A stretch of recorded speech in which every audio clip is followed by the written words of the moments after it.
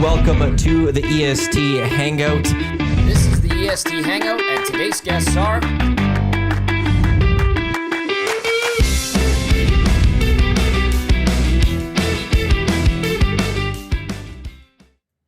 A very good Wednesday morning to you. Welcome to the EST Hangout, presented by Sentinel Storage, live right here on Edmonton Sports Talk, your clear choice for Edmonton sports. Thank you to everyone for listening across the Edmonton Sports Talk audio streams at edmontonsportstalk.com, TuneIn, iHeartRadio, Apple Music. Thank you for watching on YouTube, listening to this on podcast, wherever you get your podcasts. Gazzola and Matt Iwanyk with you here, joined by Shawn Belle and Doug McLean back in the hangout. We haven't had Doug in a while. Doug. We're excited to have Doug back here with his great Nice to be back. Trapper's hat. How are things? Great hat. How are you guys? Good. Yeah. I saw Doug at a coffee shop. That was the last time I saw him. I was like, is that Doug in the wild? Which coffee shop? Why is that Doug in the... I want to say Fox, but it was across the street from Fox. Fox is a great sponsor of Hello Hockey. Yeah, there's everyone. Oh, it's like breweries. They all support each Yeah, other. And there's all Credo. that stuff. Yeah. Great spot. That is a great spot. How was the Maritimes? Newfoundland was great. It was awesome. At this time of year, how is it? You know what? We weren't sure because we kind of got two stories. Like one was the fall colors might be kind of gone, so you may not get that. And a lot of stuff closes, especially outside of St. John's. So, okay, we'll try it. So we were in St. John's for most of them. We drove up the sort of east coast to Bonavista and up in that area. Honestly, the fall colors, if you like, it was unbelievable. Like just spectacular driving through there. People are just unbelievably friendly. We had a flat tire in Bonavista. Guy had pulled it. We were doing a hike. Guy pulls in, mostly to check to see if we'd found where this hike was. And he's like, "Oh yeah, we're fine, but we have this flat tire." He's like, "I'll stick around as you guys try to get this sorted out." He said, "I know the guy who owns the shop. We'll take you there." So he took us there. Stayed with us for like an hour and a half. Oh, The guy in the shop looks at our tire. He's like, "It's whatever, the tire's fine." And he's like, "Well, what do we owe you?" "Nothing. Like, don't even worry about it. Come back tomorrow. I'll look at it again." Okay, so we come back the next day. Like, what can you pay it? "No, nothing." He said, "If I'm in a jam, you get like, it's quite the place." So people are super friendly. But yeah, it was awesome. Really great spot to go if people haven't been.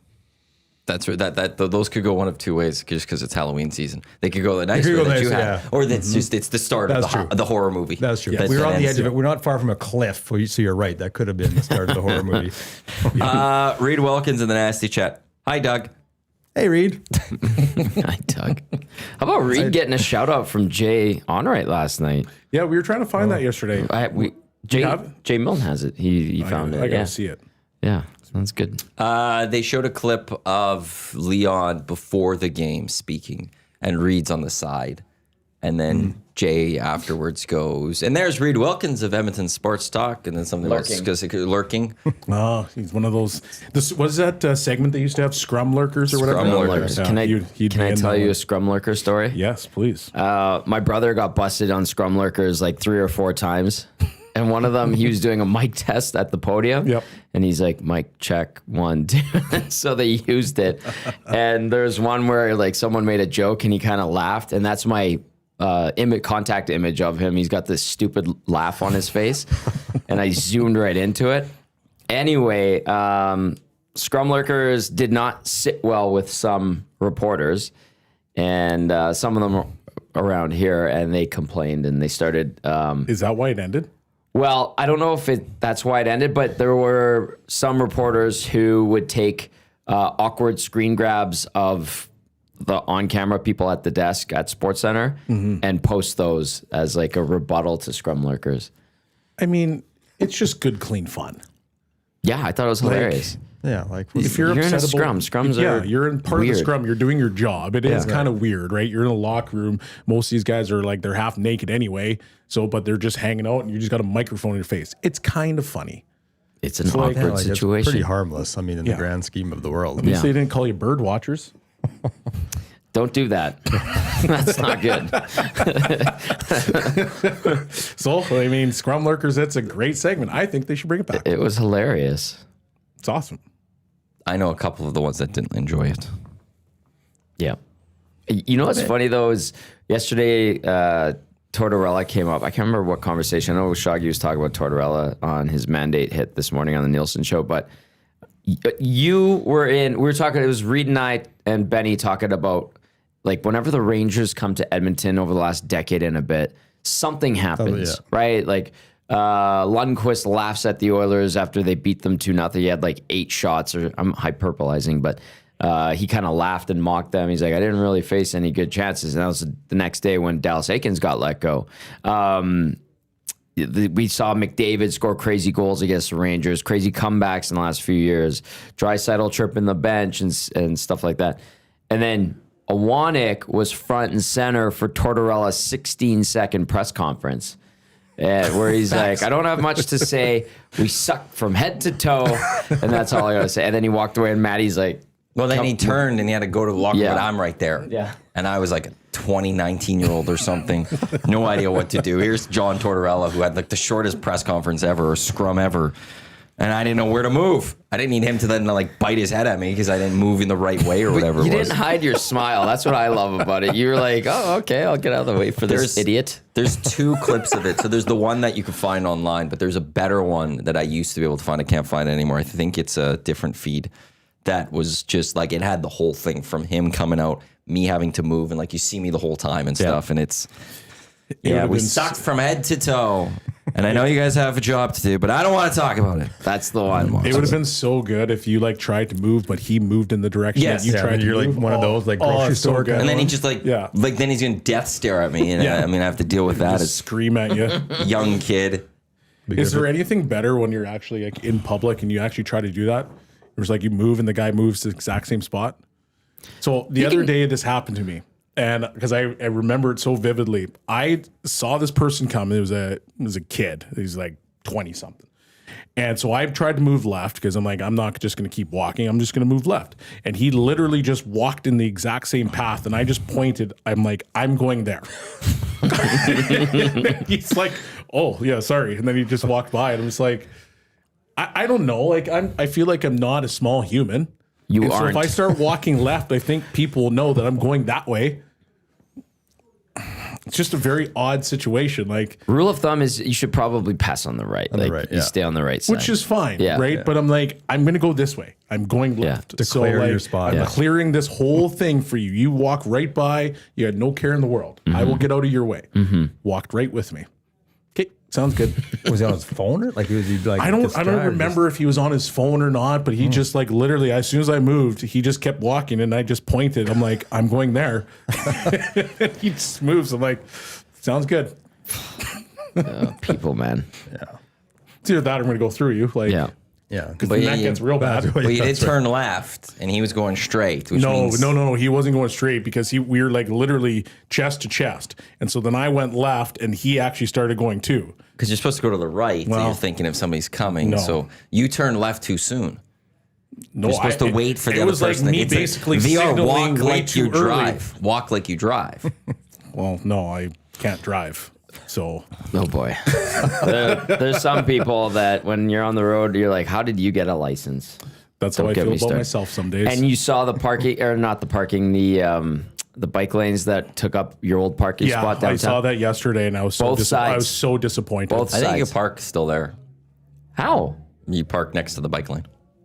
Then 2 lanes. you is can it still park next too to late? it. I think they still have the parking signs up. Really? Weird. That's a whole new That's world. gonna create On chaos. 103rd, Ave, right? Yeah. They right yeah. by Smokehouse and Honey and all that, and that intersection, the Loblaws, they added bike lanes on both sides. Both sides. But both they sides, also okay. had parking, like yeah. street parking there, and then they would have it was pretty much 4 lanes. So like that's a big road. So they've added bike lanes though, but that's where you would park. And I've been curious because I'm like that. There's a lot of parking there Yeah. that people go to on game nights and all of that. But I haven't seen them take down the parking signs, and they've been putting all that. And they took it down one stretch. They did. But the rest are still there that I think you're going to still be able to like. So there's the bike lane, then there's the one lane. Then But there's if you want to parking. park there, you can park there, and then there's another lane. I Because mean, even if you're going west on 103rd Street or whatever it is, Ave, they added like on the paint a turn right spot. So it's like you could park up until that spot, and then it creates a turning lane that you can't park there. So I think all of that it's going to be Is open allowed to park. for- yeah. The issue is that first person who's going to park where somebody's driving behind you and they're thinking you're going to go straight, but then you stop man. to park. Yeah. And they're just like, well, why aren't you moving? And it's like, well, I'm parking. That happened to me once. I felt so bad for the person because there was a spot that you're allowed to park, but they were behind me. And I'm like, well, I want to park here. Yeah. So I stopped and then put my flashers on to try to be like, you got to go around. Slow clap to the city for installing bike lanes in October. Absolutely brilliant. Unbelievable job with your downtown traffic. Like, are they trying to make that particular area just more walkable? Is that what they're trying to do? Because Walkable and bikeable, I guess. Well, get some more people living down there because that's a part big that one, needs to happen too. But it's weird because you would have the ability to park there, and then you still had enough room for, I think, 2 cars to probably go by at the same time. Yeah. And so, like, it flowed nicely in that area. Now, that's done. there's Final everyone to 104, I guess. Yeah, Is like that it what probably they're- 104th is a but it's- mess. Well, but right now it's a Yeah. mess. I mean, eventually, I guess. Yeah. Essentially, like it seems like they don't want Bravo. people to go down that way. Great stuff. City Well, yeah, Edmonton. and that's kind of what they've done in some areas. I mean, Yeah. like we used to have one ways years and years ago. They got rid of all of them, and now it seems like they're kind of going back that way a little bit. Yeah, because like I would park there all the time, and I'd be able to show up like 45 minutes before the game, and there would be at least 1 or 2 spots in that little stretch. And it was like a little hack of mine. I'd show up and make perfect spot, and it's not a far walk. If I'm going to Tommy's, it's right there. Going to Honey Honey, it's right there. It's perfect. Great spot. Now it's gone. It's gone, Maddie. Are they like really quickly as an aside? Have we seen any physical progress on 104th Ave? Like, it's a disaster. Matt, do you see stuff and go, "Oh, look, it's coming along"? Because I don't. I did. You did? Yeah. For like the LRT. Yeah. Yeah. Okay, good. I've noticed, Maybe like, I'll look I've for that. after they've moved some things around, like, I'm like, oh, I see what's happening here now. Yeah. I understand this is where the train's coming up. And then on 104, 104th and 106 or something like that, I see that where this, like, there's a spot, that's where the traffic's going to merge, or like, and we get separated for the LRT, because up ahead is when the LRT will come onto 104. I see the progress. Okay, good. I do Thank actually God. see the progress. Like, I'm seeing the vision Fine. that has been designed. It's 2028, I believe. It's supposed to be done. That's Now it, huh? you see the vision. What do you think of the vision? I'll never understand putting trains street level. Trains should be either underground or above ground, like above. Well, ground. wasn't the comment of the SkyTrain? It looked like an eyesore. Wasn't that what the Probably comment part was? of it. Yeah. That was Yeah, and part of I'm it. okay with that because in Europe they have trains on streets, but drivers aren't stupid. And they don't run into trains. Well, and in you can- Edmonton, we have trains on streets, and drivers are stupid, and they run into trains. This is a very I don't true point. like the idea of trains on street level works. Go overseas, and you will see it, and you'll see it in action, and it works. But they actually Here- drive in the same lane. They're in the same lanes. Right, but Right? people don't run into trains. You're right. Here, Trains are dangerous. We've launched one line that had trains, and the amount of times you heard, "Oh, train got delayed because a car turned into it." Brilliant. Yeah. We just have too many stupid people in North America, and we placate to stupid. That to me, it just would be easier to make it higher, like you see in other cities, or put it below ground, like you see in other cities. That's my belief on that. Yeah, because I mean, when I was living in Europe, like that train would just, the tracks would just they go where they needed to go, and if your lane went into the tracks, it is what it is. So you could just, it's like another vehicle on the Yeah, road. you gotta just right. So now it's like a yield to bus. it. Yep. Okay, so while the bus is in front of me, I'm just don't be dumb. Yeah. So it was Don't be it was dumb. efficient. That's the key. And it was great, like the way that everything just flowed together. And then you come here and it's like, well, okay, where they have the LRTs and they have, left-hand turning lanes, kind of like down 119th. Like yeah. those left-hand turning lanes take forever to be able to do it because you got to wait for the train to go, and then you got to wait for the train to come back the other way because there's another one coming, and then it's like a little bit longer, and then it allows you to turn. Yeah. It's the weirdest. The way that they designed it, it's really odd.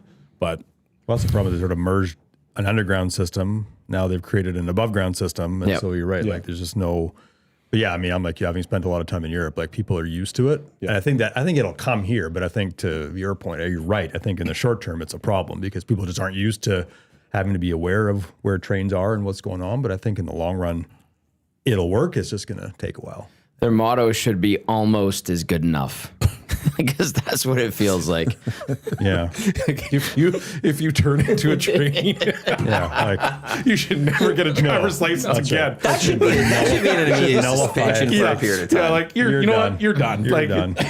You need to sit for a year, and then you need to go for your driver's test. you need to think about what you've done, because that thing is very big and it's hard not to see. And there's these They're tracks not going and that stuff. fast. Like, it's not like they're coming that fast. The trains where it's like, oh, where did that come from? The bullet trains from Japan. that's right. You know, like, Like, they go, oh, look, there's a train coming. I think I could do this. Nope, I ran into a train. Uh-oh. Yeah, exactly.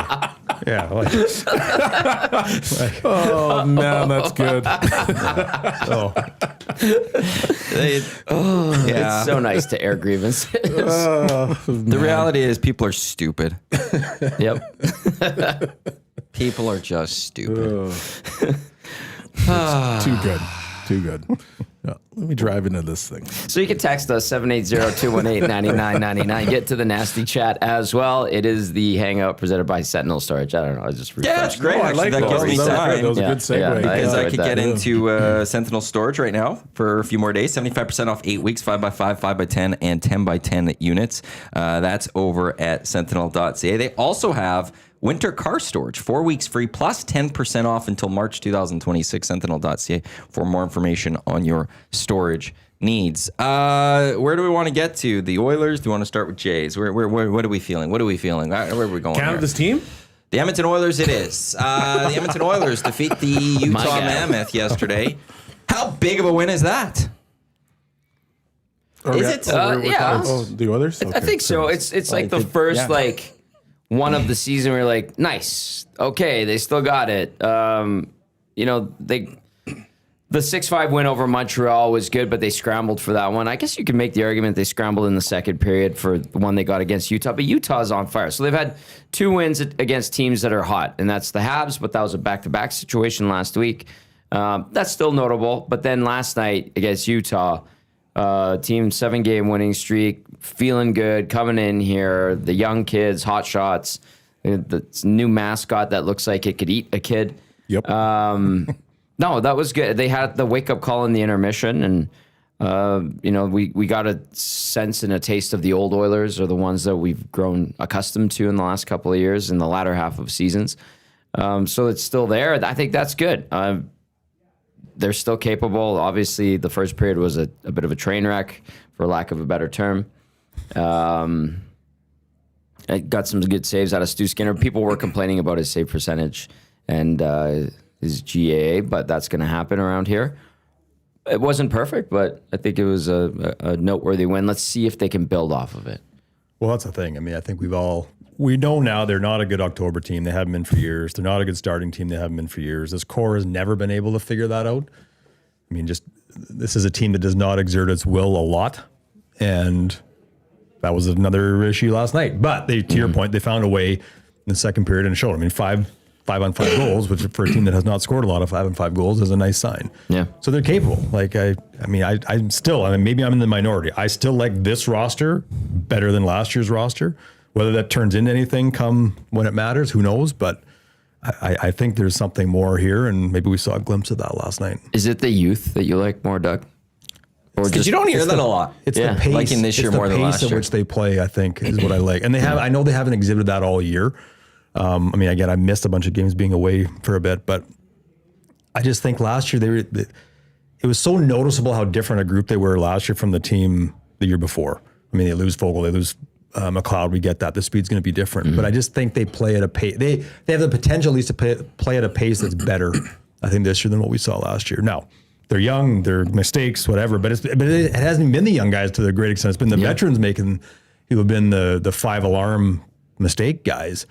So, yeah, for me, it's just the pace at which I think they can play that I like more than what we saw a year ago. Now, does that translate come May or April? Who knows? But It's Darnell yesterday with those 5-alarm mistakes. I don't know if you heard it up in the press box, but because I was sitting in the seats, and when he made that second turnover, The dump in? where he tried to chip it off the wall and go get it himself. And so you're watching it unfold and you're like, okay, he's skating up the ice. He's using his wheels. Good. Okay, you're going to go chip this and get it back by yourself. Okay, that's a smart play. But then he rips it right into the ref. there was like a gasp amongst the crowd.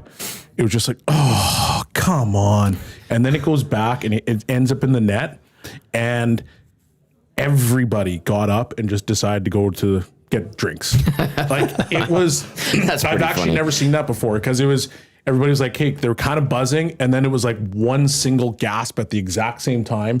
And then it went back into the net and everybody got up. I was like, yeah, I looked at Chris Dingman, I started laughing and I'm like, oh man, like when it's bad, isn't it? Yep. He's like, yeah, that's not good. I mean, he only had about 65 feet of boards to put it off of, and he found like the foot and a half of the linesman, and he hit him in the sensitive male area too. He put it right in his pills, and like anybody but Darnell. Like if it was Kulak that did that, like it would have just been fine. It would mistakes happen. They would have laughed. Yeah. But because it was Darnell, it was a single gasp.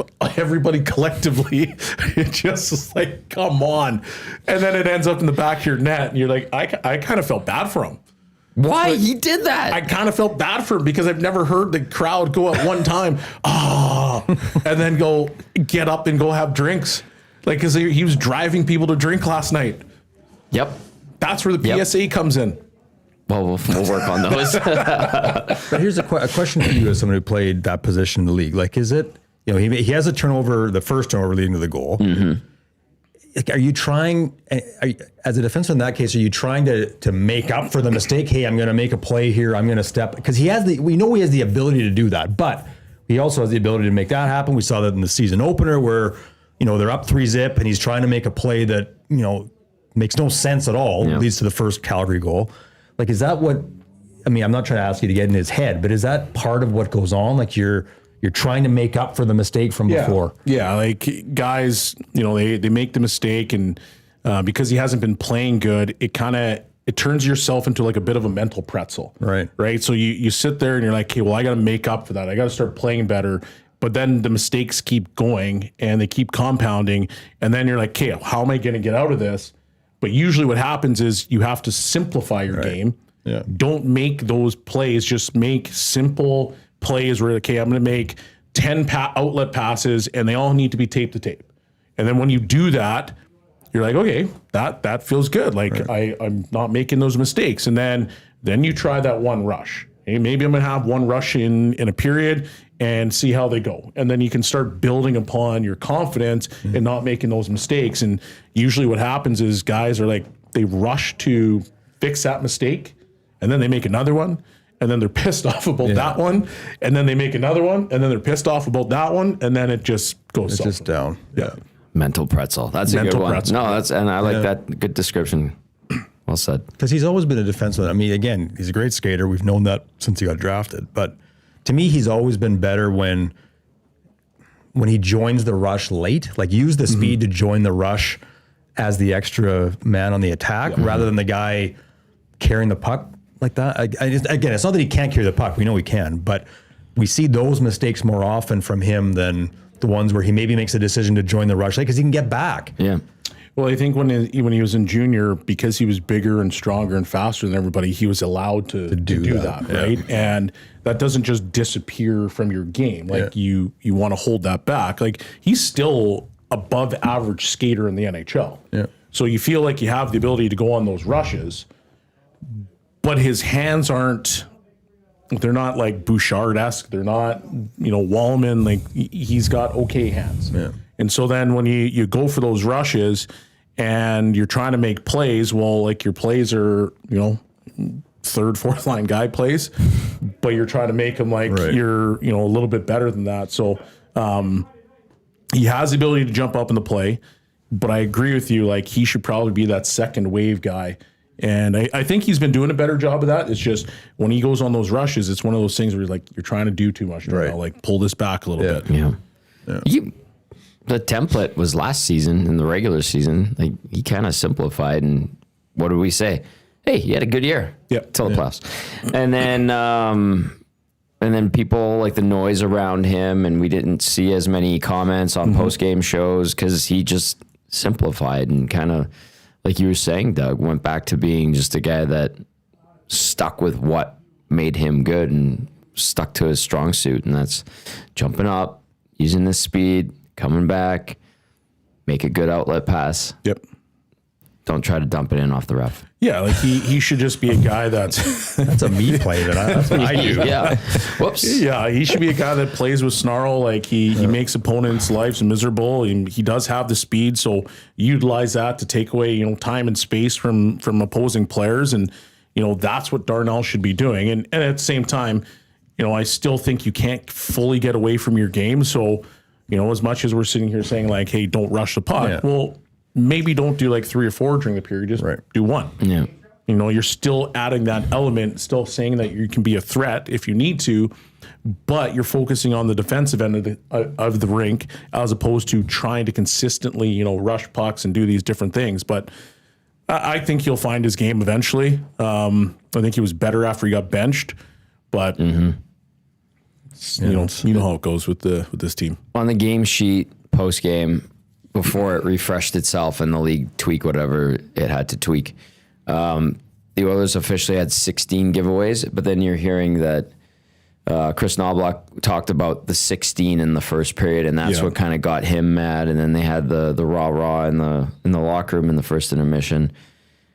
That's kind of alarming. And it also tells you, too, that the stats you see on the game sheet, the subjective ones, aren't as decisive and clear as the ones that teams track their own stats too. So just a reminder.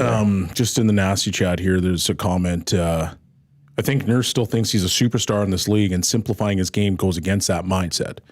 Which, okay, so Shea Weber was a superstar, was he not? Legitimately, yes. Yeah. What is Shea Weber's game? What did that look like? Big He's slap shots. mean in the back on the back end. He played his position very well. He moved pucks, and then he'd be that second wave guy, and he'd use his big shot. So for Darnell, like, sure, if he thinks he's a superstar, that's fine. But take care of your own zone first. Be the guy that's ultra mean, and guys don't want to go down your side, and then kind of start to expand it from there. Because, I would want you to think you're a superstar. I want you to think you're that good. I want you to have that swagger. So that's not an issue for me. It's take care of this first and then start to expand your game, because Shea Weber was a superstar. Dion Phaneuf, same thing. Like, you could kind of put Darnell in that mold, because that's the type of player that I think the Oilers need, and they need that out of him. So sure, if he wants to think he's a superstar, great. I don't care, but focus on the defensive end. Be the guy that nobody wants to play against. Make good outlet passes. Be the second wave guy, and then use your shot, because you actually have a pretty good shot, and then maybe you put up 30, 40 points, and we're not even talking about you anymore. Can he figure that out at 31 years of age and being in the NHL for 10 years? Geez. Yeah. That probably is a bigger issue. Can you figure it out? No, because I think that's a great point. You think about it, and again, not comparing the players, but you think about, like, no one would ever describe Chris Pronger's game as complex. He played as simple a game as you'll ever see. Yeah. And again, not saying Nurse needs to be that, but to your point, like, just simplifying your game doesn't mean you can't be a star. Yes. In fact, simplifying your game, if you do it well, can be exactly that. Yep. Right. And so, but I think that's a good point. He thinks that mentality of superstar and what all that encompasses in his mind. And again, we're trying to get to his head. Who knows? But sure. Yep. But I think that's true. Like, it's people trying to do too much, and that doesn't often equate to being effective.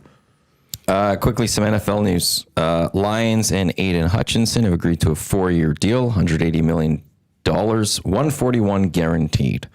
So the Lions keeping their star edge for another 4 more years at 141 at the very least, guaranteed. That's modest. Money. That's a small amount of money. Yeah, 4 years. 141. I'd love to be in those negotiations. Like 140. No, I'm the 141. It's got to be guaranteed. That much the guaranteed. Yeah, from the 180 down to 141. There's got to be some sort of number. Yeah, it's got. That works out to $35.25 million guaranteed per year. A year in each of those 4 years. Jeez. These guys, right? Unreal. Star NFL players, star basketball players. Like, say you're the 100th most or highest paid guy in the NBA. You're making like I think it's somewhere around Connor McDavid money. It's like $12.5 million, and you barely play. Nobody really knows your name.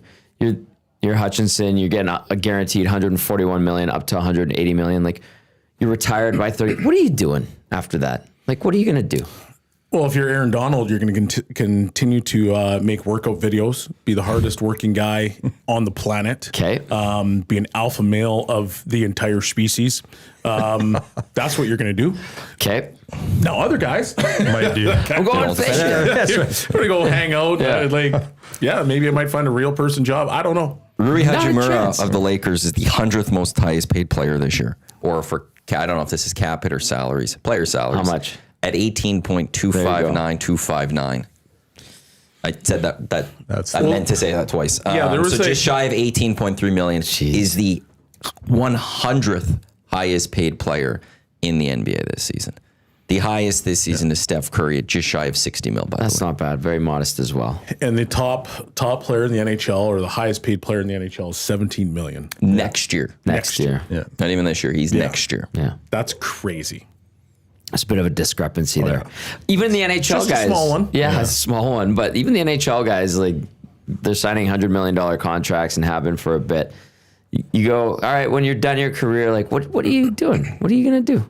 You know, build a shop in your backyard, maybe do some woodworking, or I think you would get bored after a while, though. I know. I agree. Well, no, not of the money. No, but I've had like if you had that much If you money. had that much money, I want. you're always your mind's Yeah, always like, doing you something. could go golfing all the time. But that's the but thing, is it all leisure stuff, or is it? I would be. I'm with Shawn. Like, I think I'd be bored. Like, I think I'd want, whether it's a job or I think I'd want to be doing something, at least where my mind is. Yeah. You somewhat travel a involved. lot. Like I would be a traveler all the Yeah. time. Well, the only real example of a guy with a ton of money is like our owner, right? So I get to spend some time with him from time to time, and he's got a boatload, and so he retired.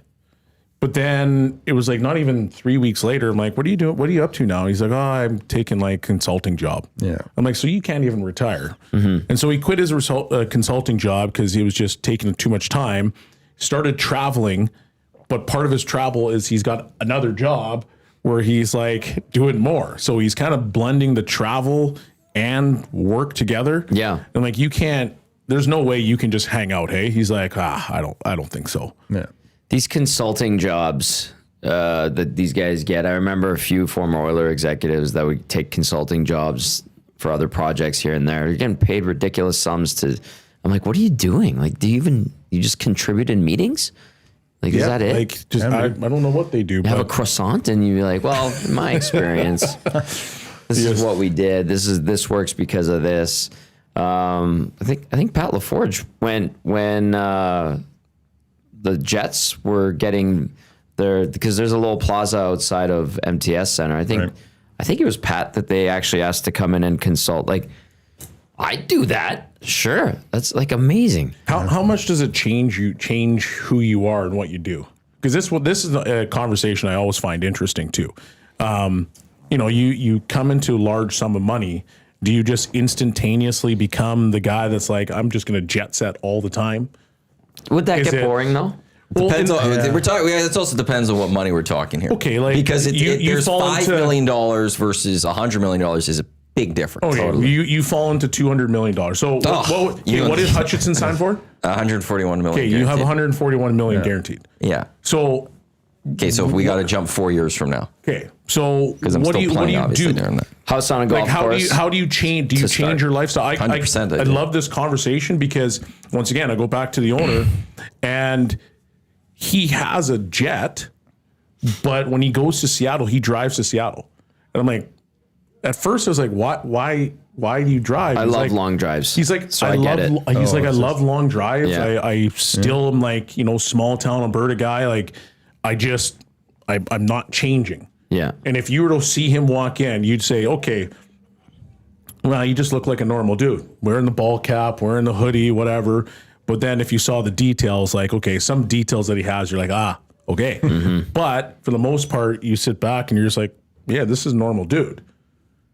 But then there's other guys that completely dress the part. Yeah. They're flashy as ever. And you're like, okay, you've completely changed who you are. So I find like, what would you do? Like, do you just stick with, I'm just normal old Shawn and that's what it is. And I just have a sum of money or do you go live the lavish life? Lifestyle changes, my look doesn't. I'm not like I don't need to change how I dress or anything like that. Not all velour. No, I'm not doing that. Not all you wouldn't see me you wouldn't see me in Edmonton between the months of like October through April. Yes, That's fair. And then I agree. I'd come back for like summers or something, but I would be living somewhere else. Yep. I would be golfing a lot. Yeah. I would want a magnificent house with a beautiful kitchen so I could cook even. Work on my cooking and my baking and stuff. Travel the world. Yeah, my leisure part changed completely. You wouldn't see me on EST. I'll tell you that right now. Like unless they wanted, Special guest, the Velour King is back. If I had the Aiden Hutchinson 141 guaranteed, I'd earn my 4 years to. I wouldn't be that guy that would fake an injury. Like, I can't speak anymore. But I still get my money. No, I'll get my 141. I'll play my 4 years out, and then you won't see him in EST. yeah. Deuces. Gone. So you wouldn't get bored, like if you're golfing every day. No, I see it because if I got because I could golf, like I could do like the most golf I think I did in a day was like 51 holes, and it was awesome. Wow. That's I think I can enjoy golf every day, but okay, I'm done with golf today. Maybe I'm done with this course. I'll go somewhere else and golf, or you know something. I've got the money. I'm living right now, and I'm in Mexico right now. I know something. Let's go to Hawaii. Let's go spend a week in Hawaii. Go look at museums or go for hikes or something. There's always this world is massive. There's so many things to go do. It'd be if you had that money, you could sit there and be like, you want to know something? What do I want to do today? I'd be like, honey, let's go to Monte Carlo. Just for S&Gs. Just for fun. You know, I would be a sports fiend. Like, do you know Marlins, man? Yeah, I want to know who that guy is. He's he's not What's Masters. the story with him? I forgot the story with him, but he goes to all these events. I would go to all major sporting events. Like, I would want to be courtside for the NBA Finals. So you're the Masters. I would want to go to major soccer events and like, hey, my life would kind of be planned around what sporting events do I want to get to. Okay, need to get to the Masters every year. Yeah. I've got that money now. Yeah.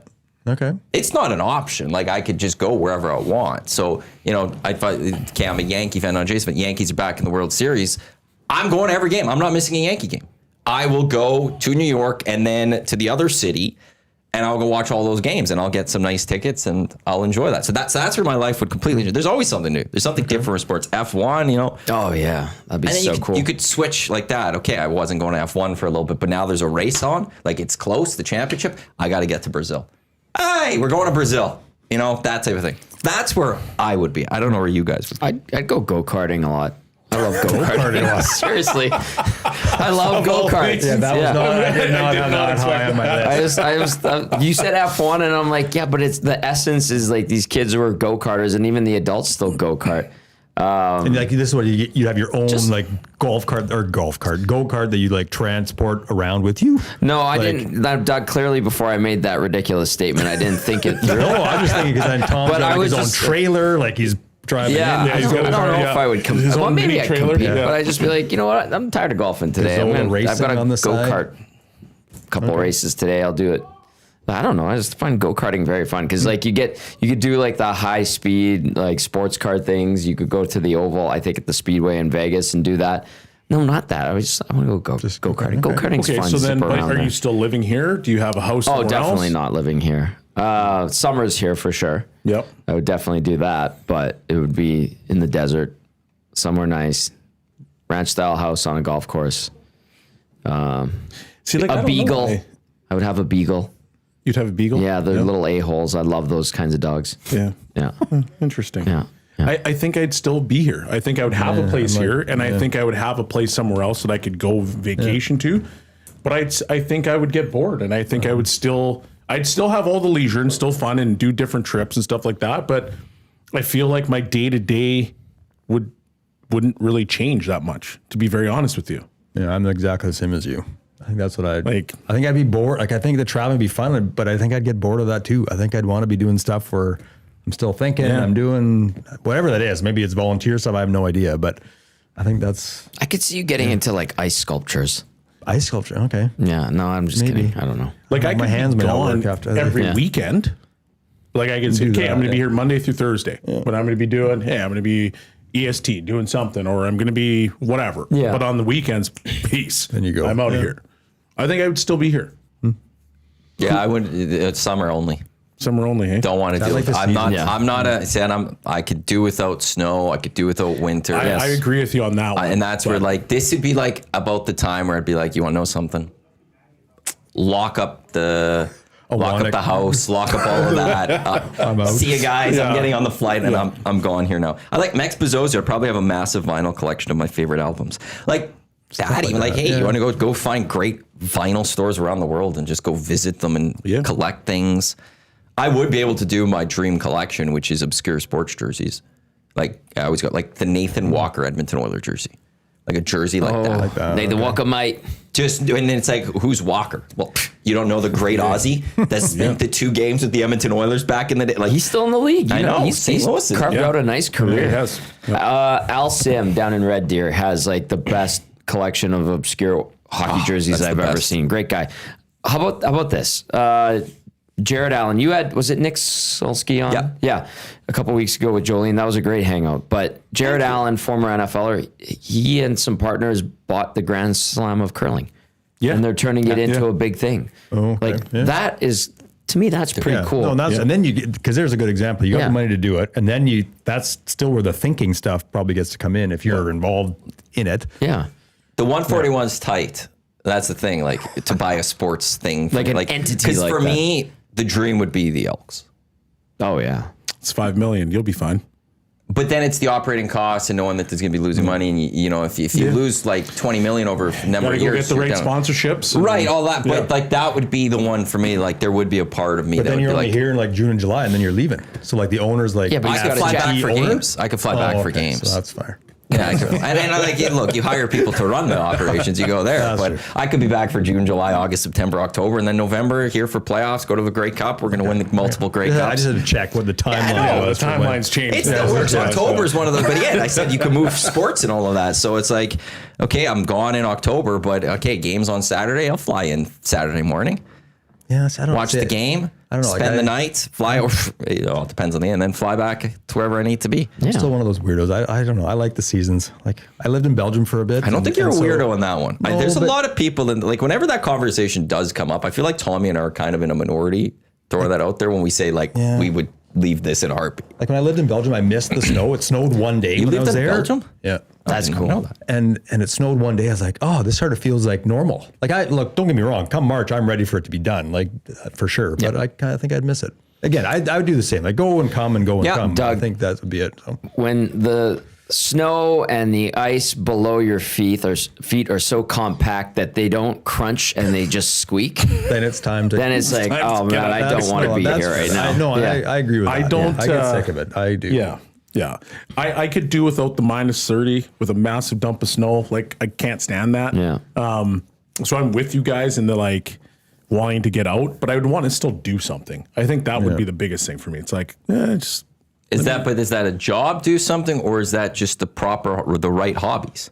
And could be the right pluralized is important. But even with because my again, like jobs if right it is now- golf, it might be boring every day if you golf 7 days a week. And your body needs a break at some point, I would think. But even our jobs right now, like we're currently on the radio, we're sitting here talking nonsense. Like that to me is like, we can call it a job, Yeah. but it's like a hobby too. Well, Like we this love is what we This is do. a fun thing. Yeah, Like, yeah. So When you love what you do, it's not work. thank you, Tommy. but the difference is That's on the side of his trailer. Yeah, exactly. Gazzola Yeah, go-kart trailer. But the difference is Hell there's, yeah. there's Thank that you, Doug. in every job you have it, you wake up that one day and you're like, I really don't want to go to work today.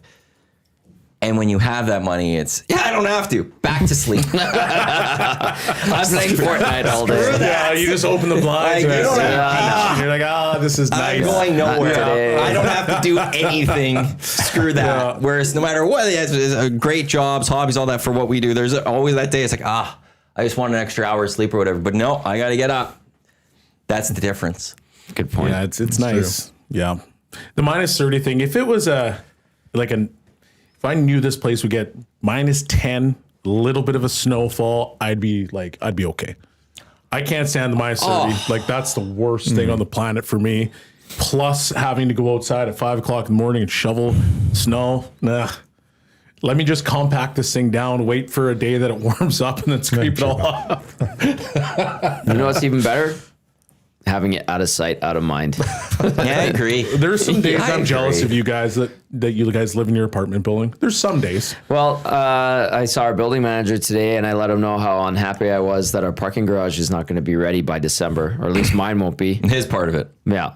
That's tough, Alex. Under They They had to builder- redo the flooring membrane. The builder did a crap job on it when they built the building. It's not that old. Yeah. And then we had to completely redo it, which cost us even more money. And then it's behind schedule.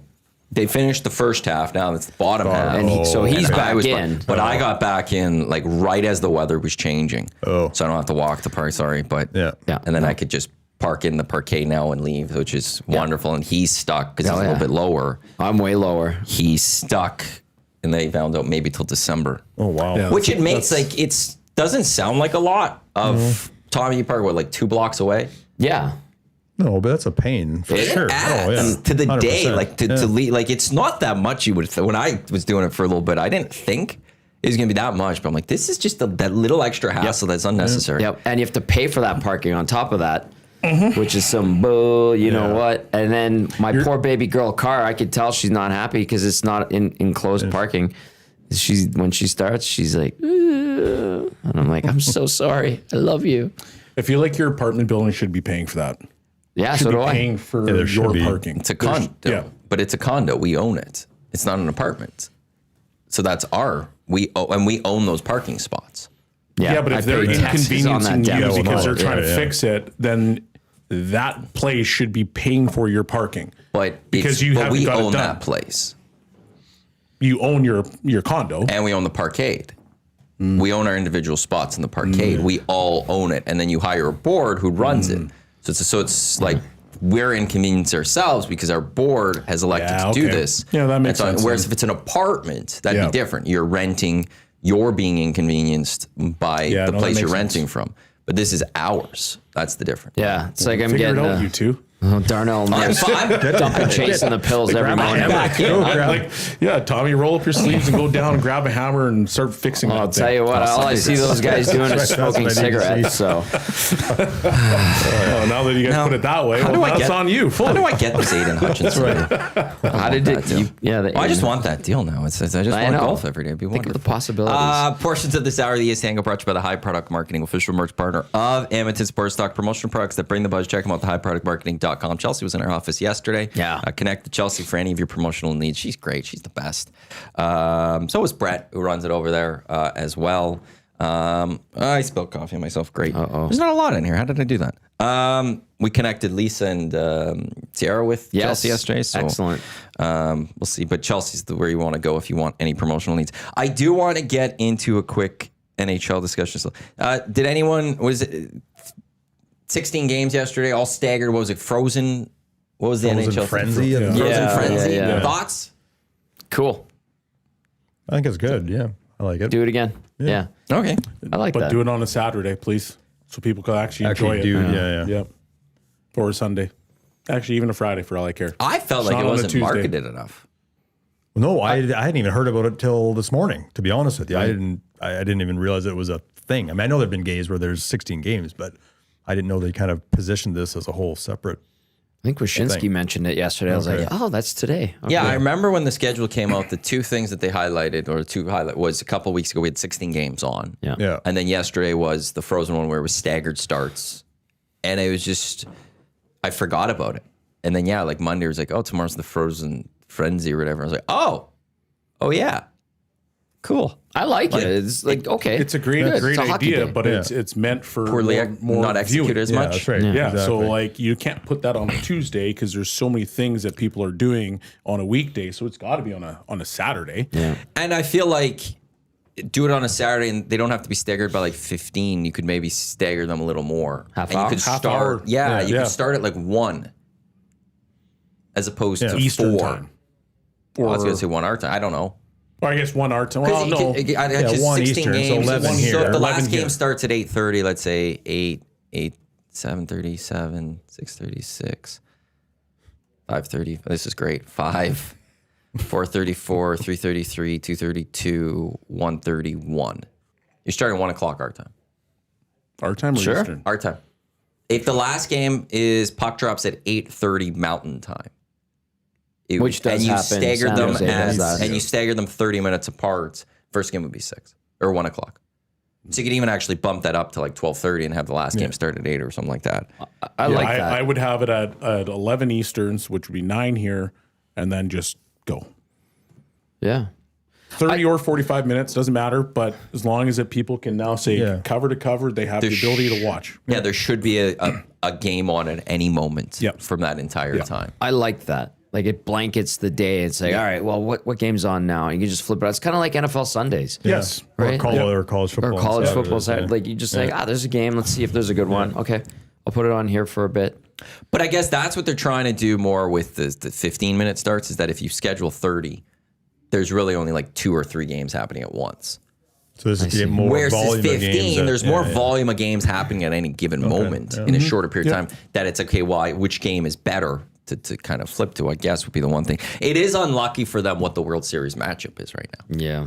Oh, it's terrible for him. Yeah. That's it, which is funny because it's great for Rogers, who has, but it's, if it wasn't for the Jays, I think there would have been a lot more focus and attention on the National Hockey League yesterday with this frozen thing. Yeah. But it's the Jays that's in it, and it's took away from the hockey part of this. I felt yesterday going to the Oilers game that it was really quiet. Like around the area, it was really quiet. Like you didn't see a lot of people there. The building was still packed. But as I was walking up, I'm like, man, there's not a lot of people. Like everybody must be in a bar watching the Jays or at home watching the Jays, but then you go in the rink and it's still sold out. So it just felt really quiet because of that. People are worried about the Mammoth. Even trying to, like, I couldn't go last night, so trying to sell my tickets, like that was not easy. Did you take a hit on them? Oh yeah. Yeah. It was the 8-2 Mammoth. What are we doing here, Edmonton? Chance to go see Logan top Cooley. team in the West. Yeah. Yeah. Dylan got First it. time ever get to see them as the Mammoth. That's right. Disappointing. I'll say this, like we had a nice jersey matchup yesterday. I think the Mammoth putting their actual logo on that uniform rather than having the descending Utah thing makes a huge difference. good. I like those colors. Yep. And then the Oilers alternate uniforms yesterday I thought looked really nice. I like them. Yeah. Yep. I like the whole The whole ensemble, uniform the looks kit, good. yeah. Yeah. The trainers look good. Yeah, those are And the cream colored. Did they I have like different colored pants though? Oh, I didn't see the pants. Because if they had the cream on cream, it's like it looks I saw Langer in the afternoon and he had on like gray shorts and because he was chirping me. I went in and I asked for some equipment. And Did you get a yes or a maybe? I got a yes All because right. Harry got it for me. And then Langer comes in. He's like, what do you think? This is a sport check?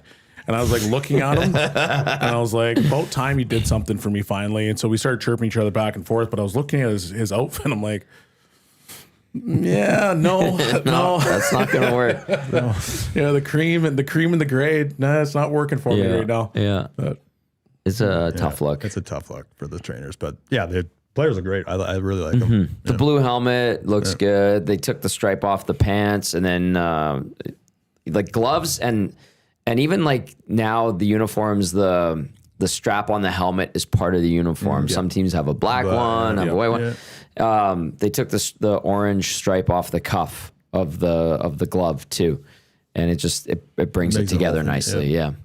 what would you like? Do you like just the Oilers across the front? I have no problem with it. like It's it. different. I don't mind it. Yeah. I was kind of hoping they would. I think we've talked about this. I was hoping that they'd go to that one jersey where they had like the oilman where he was like pulling. Yeah, on that the gear dream's gonna have to die. The side patch. yeah, from like that the side. I like it patch, too, 96, but yeah. Putting that on the front would have been kind of a cool. Like maybe it might have been a little bit cartoony, but I like that logo. I understand the desire for it, but I don't like the copper and blue. I've been told numerous times not no, the a copper favorite and of the blue owner. can go away. But that logo is cool. Yeah. Without giving away too much, like you'll be able to buy another option next year. Let me just put it that way. Yeah. That is a significant difference from this alternate. So is the plan to this alternate is just this year again? No, you have to They're- keep it for like 3 or 4 years. Oh, okay. Yeah. As far as But, part of the program. you know, but the they're league- adding an additional. I mean, we saw like a couple of cool programs league wide a couple of years ago, and wouldn't be surprised if something like that comes back. The old color rush jersey. like the NFL did. I'd still like the darker navy and the darker orange together. That's my dream, that they'll actually merge interesting. those. Yeah. I've never been a fan of the royal blue, even from when I was a kid, but I know I'm in the minority on that. Love the white jerseys, always have, but I've never loved the royal blue orange. But I think there's a couple different. Did Forbes rank the jerseys across the NHL? Did they? And I think Montreal was one. I believe the Oilers are consistently a top 5 to top 8 teams with the royal blue. I love the Red Wings. The Red Wings were up there. The Blackhawks were up there. And I can't remember who else was there, but I remember like specifically that it was like Oilers, Blackhawks, Red Wings, Montreal, and then they had like Tampa. Tampa was all the way down the list. Or like, But Tampa, their new uniforms are new-ish, are a knockoff of the Maple Leafs. It's Detroit, actually. Well, like the design is Detroit, but the colors you go, are those the Leafs or are those the Lightning? Like, it's so similar. The Wild wore the uniforms you did when you played for them. They brought those back as part of their 25th anniversary. I never particularly liked like those the ones like the full. Yeah. I never loved parts that I actually didn't mind. I love the colors. I really like the mix of colors on those ones. But yeah, the full. I've never been like the Jets had those in sort of the Leafs, but the Jets had those in the 80s, like the full. Yeah. And it just never looked great to me. But Those ones. The Jets kind of have it right now on the white uniform where they have the thing running down and then they have the stripes over top. Right. I love the Jets logo, the new one. Yeah. I just don't love their uniforms. They For need some to reason. take that logo and then go to like the old school kit that they had. It's nice when they bring back the retro jerseys, and I know that's part of their. Nice. They have like those. like the WHA retro ones, like the full, like the Navy, not the initial NHL ones. Yeah, they do. worn They the- have the darker navy. The red pants. Yeah, right? Yeah, the red pants. Yeah, they those have are those. sharp. Yeah, they wear ones those. They need to do, but just put the new logo on it. Yeah. I Yeah, love agree, that. yeah. I love that Jets 2.0 logo. I think it's clever. Yeah. It's really, really nice. But anyway, just getting into the jersey stuff. There it goes again. It did it yesterday. Nothing too. likes to stay up on these walls. I know. I'm really I know. struggling Did that with yesterday during the show. Haunted or what? Like this We hope not. No, I had it. I don't know. Everything I tried else is sticky sticking tack. I up. tried tape. Nothing keeps sticking. Everything else is good. Okay, what do they call those jerseys in the majors? You know, the Jays have the City Rush? City Rush. Yeah. So keep an eye out for something like that. Okay, I'm not a fan of those MLB ones. No, I'm not saying No, like no, no, the, no, We'll have that'll like be the the Walter Dale Bridge on the jersey or something like that. yeah. Yeah, that's right. But I think the league could see sees that. what the MLB's doing. It's like, we want I to do could see something that. like that. Oh, here's a cool landmark. Gondola. I do remember when the Vernacular, sorry, not when, gondola. when the do you guys remember Fun? when the Funicular. Walter Dale was finished? Funicular? The Oilers for the first game of the season at home came out of a mini out of a Walter mini Dale. Walter Dale. Yeah. Yes, I do remember that. Yeah, it was, and then they never came out again. No, they tore it apart that night. It is actually the funicular. Oh, it is the funicular. Yeah. Yeah, I don't know why they like it. It was really weird that they had like mini Walter Dale come out and then it was gone. Because the director of game presentation loved the Walter Dale. Yeah, but why wouldn't they continue? Like, why wouldn't it? Like, that's. I would say that I understand logistically it just doesn't work or whatever. But bring the oil derrick back for the players to come out of. So the oil derrick, if you haven't been to Rogers Place in the last 5 years, is now in Fort Hall, and it's outside Molson Hockey House. They had to cut it down to fit. Yeah. And they had to like clean it up because it was sitting in storage in some storage area for Getting you a while. one for the players to come out of at Rogers Place. That would be cool. I really liked it. I still like it. I thought it was a cool touch. It was. Yes. You got to skate out of that thing. Yeah. Yeah, it's something cool to skate. Anytime you can come out skating through something, I think it just makes the game presentation better. Yeah. It does. It makes it way better. Find an inflatable one or something. The inflatable. They had like the lights and a little bit of the smoke that came out. It's just it's a cool touch. They added a little bit of the flames at Flames one on point. top of it, yeah. Or sparkles like the like that's it was cool, but I think the thing with Rogers it would Well, block where you too many s- views or even if whatever. you pulled it up the way they had it at Rexall, Yeah. like I don't know what I guess. Well, you have to get pretty high, but even then, I think you'd still be blocking some seats. All those arenas around North America find a way, don't they? That's true. Find a way, Right? find a way. Bring back a oil derrick for the players to skate out of. It was pretty cool. I remember the Walterdale Bridge. That thing was just weird. It Why was are you coming weird. out of the Walterdale Bridge? Yeah. And It's not even complete yet. I was leaving to do post game that day, and I see it's like broken into like 50 pieces. I'm like, well, that didn't last long. Come out on an LRT train. Just do that, like little choo-choo Well, up there. that would take forever to build. Yeah, okay, well, let's talk about it. Or actually, Dave in Section T had written in, said, the signs to not turn on the red are gigantic. If you hit a train, you are stupid. Thank you, Dave. I wanted to get to that one at some point. This is the EST Hangout presented by Sentinel Storage, Canada Storage experts. More than 2 decades helping Canadians through life transitions. Get your rental units by checking them out, sentinel.ca. Doug McLean, Shawn Belle, Tom Gazzola and Matt Iwanyk with you here on the Hangout. Coming up at 11, we got Lockshot, myself, and Huss. We got Oil Stream with Hernan and Tommy today. We got EST Afternoons. We got the Reed Wilkins Show with Jay Mill until 6 o'clock. Crush Performance on the audio streams at 6 o'clock as well tonight here on Edmonton Sports Talk. Are you a Jays guy? They're not my favorite team. I'm a Cleveland guy, but Cleveland which guy. is super random. But I mean, I like the Jays, and I think it's more. I think baseball players are more fun when the Jays are playing well in this country. So yeah, it's been fun to. I mean, I know you're a Yankee guy, but Thank you. Mark Majot, my broadcast partner on U of A stuff, He's a Yankee being guy fan too. too, So huh? he's not. Yeah. We had games on the weekend, and people around us all had the game on, and Mark's like, I don't really. He's like trying to feign. I appreciate that. I'm interest. pretty sure the Mark's into that. I respect. same Hey, I spot, respect too. that too. I'm not. I haven't texted him at all, I don't seeing think like you how need he's doing. No one 'cause, needs to hop on the bandwagon if you don't want to. But anyway. I did put some money down on Play Alberta on the Jays. That's what I've been doing this whole series. Did you win? Yeah, because they won. I just outright money line. Just throw money on the money Jays line. on the Gotcha. money line. I'm Gotcha, happy gotcha. either way. I went on Jays Play win, of the I Day make some yesterday. money. Jays lose, I'm happy.